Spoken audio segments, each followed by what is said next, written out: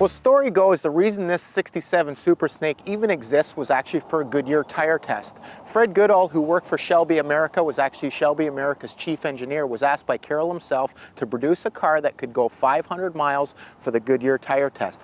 Well, Carroll Shelby took the car to San Angelo, Texas, did the tire test, ran around the track himself at anywhere from 150 to 170 miles an hour with journalists in the passenger seat. 3 427 Shelby Cobras were produced, but there was only one Super Snake. Now, how much better did this car perform? Let's find out.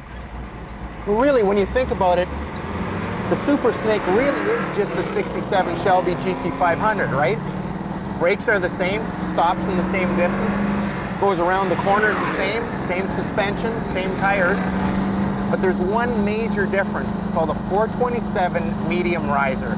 This is the same motor they put in the GT40, that one Le Mans, went solid for 24 hours at about 7,000 RPM and makes somewhere between 500 and 600 horsepower.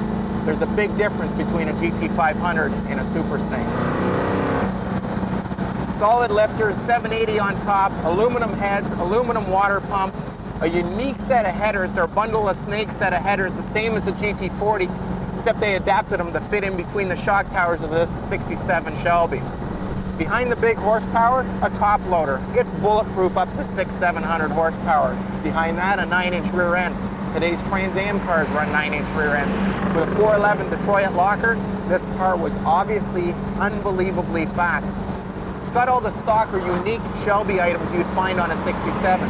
The wood wheel, the roll bar with the built-in harnesses, the 8,000 RPM pack, the 140 speedo.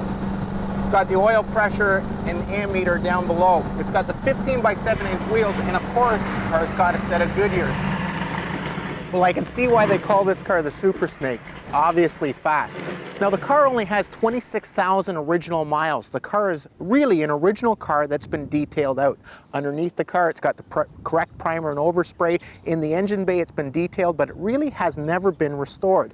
Obviously has the 10 spokes. It's got an original interior, seats, carpet, door panels. Nice to see. 26,000 original miles. Great car, great history, undisputed history, lots of paperwork, videos of the car. It's got pedigree. So what is a car like this worth? Well, it's almost like buying a stock today. You have to look at what are Hemi Cuda convertibles doing. Well, a 70 recently sold for $2 million, a 71 is purported to be worth $4 million. So what is one of one worth as the ultimate Shelby? The rarest? Absolutely. Most desirable? Probably.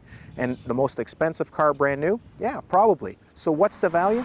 I'd say you'd have to price this car somewhere between a 70 and a 71 Hemi Cuda convertible.